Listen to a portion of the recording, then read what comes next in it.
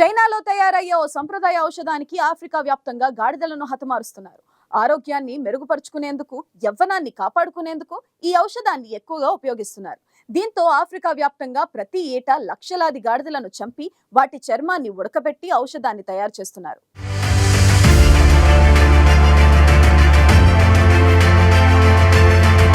Guruji Ram Narayan G ప్రపంచ ప్రఖ్యాత జ్యోతిష్యులు ఇప్పుడు మన హైదరాబాద్ లో ఎటువంటి సమస్యలకైనా తక్షణ పరిష్కారం చేయబడును. సంప్రదించండి 96651137 9000004357. గత కొన్నేళ్లుగా ఆఫ్రికాలో గాడిదల దొంగతనం విపరీతంగా పెరిగిపోతుంది. ప్రపంచంలో దాదాపు 5.3 కోట్లకు పైగా గాడిదలున్నట్టు అంచనా.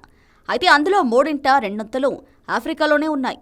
అయితే గాడిదల చర్మంతో చేసే ఓ సంప్రదాయ ఔషధానికి ప్రపంచవ్యాప్తంగా డిమాండ్ ఉంది. దీంతో గాడిద చర్మాన్ని ఎగుమతి చేసేందుకు ఆఫ్రికాలో గాడిదలను మాయం చేస్తున్నారు. గాడిదల చర్మాల ఎగుమతి కొన్ని దేశాల్లో చట్టబద్ధమైనప్పటికీ మరికొన్ని దేశాల్లో దాన్ని చట్టవిరుద్ధం. దీంతో ఈ వ్యాపారాన్ని చట్టబద్ధమైన ప్రదేశాల్లో చేసేందుకు గాడిదలను అంతర్జాతీయ సరిహద్దుల మీదుగా తరలిస్తున్నారు.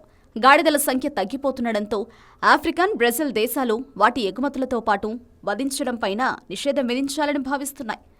2016 నుంచి 2019 మధ్యకాలంలో కెనియా గాడిదల్లో సగం గాడిదలను చర్మం కోసం వధించారని అంచనా వేస్తున్నారు. ఆఫ్రికా దేశాల్లో పేదలు వస్తు రవాణా కోసం గాడిదలను ఎక్కువగా ఉపయోగిస్తారు. అయితే వీటిని చంపేస్తుండటంతో ఆఫ్రికన్ దేశాల్లో వేగంగా గాడిదల సంఖ్య తగ్గిపోతుంది. అయితే ఆఫ్రికాలో గాడిదలను అక్రమంగా వధించి వాటి చర్మాన్ని చైనాకు ఎగుమతి చేస్తున్నారు.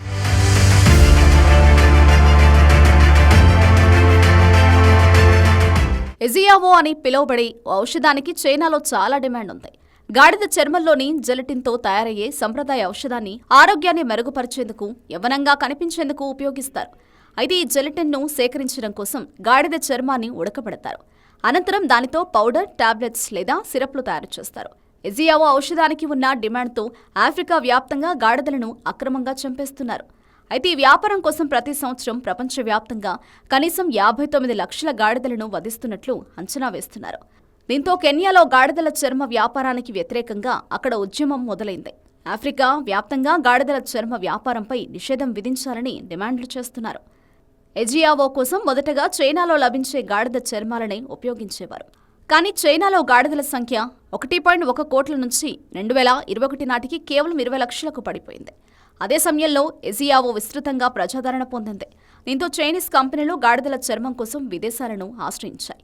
అనంతరం ఆఫ్రికా, దక్షిణ అమెరికా, ఆసియా ప్రాంతాలలో గాడిద కళేబరాలు వెలిశాయి. అయితే పలు దేశాలు గాడిద చర్మాల ఎగుమతులపై నిషేధం విధించాయి. మరోవైపు చైనా పొరుగున ఉన్న పాకిస్తాన్ ఈ వ్యాపారంపై ఆసక్తి చూపించింది. గతేడాది కొన్ని ఉత్తమ జాతుల గాడిదల పెంపకం కోసం అధికారికంగా ఒక యూనిట్ను ప్రారంభించింది.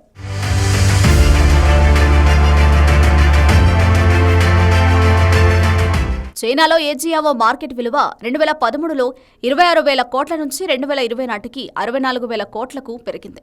ఇతర వన్యప్రాణుల ఉత్పత్తులను రవాణా చేయడానికి ఈ గాడిద చర్మాలను ఉపయోగిస్తున్నారని గుర్తించారు. ఆఫ్రికాలో చాలా మంది చిన్న తరహా రైతులు తమ వస్తువులను విక్రయించడానికి గాడిదలను ఉపయోగిస్తారు. అక్కడ చాలా మంది గాడిదల పెంపకపై జీవనాధారంగా మారింది. వాటిపై వస్తువులను విక్రయించుకుని వచ్చిన డబ్బుతోనే జీవితాన్ని గడుపుతున్నారు. అయితే గాడిదల సంతానోత్పత్తి అంత సులభంగా జరగదు. దీంతో వీటి చర్మం వ్యాపారం కోసం వాటిని చంపుకుంటూ పోతే గాడిదల సంఖ్య తగ్గిపోతుందని, ఆఫ్రికాలో పేద ప్రజలకు జీవనాధారం లేకుండా పోతుందని స్థానికులు ఆందోళన వ్యక్తం చేస్తున్నారు. గాడిదలను అక్రమంగా దొంగిలించి వాటిని చంపేస్తుండటంతో చాలా మంది జీవనోపాధికి గండిపడుతోంది.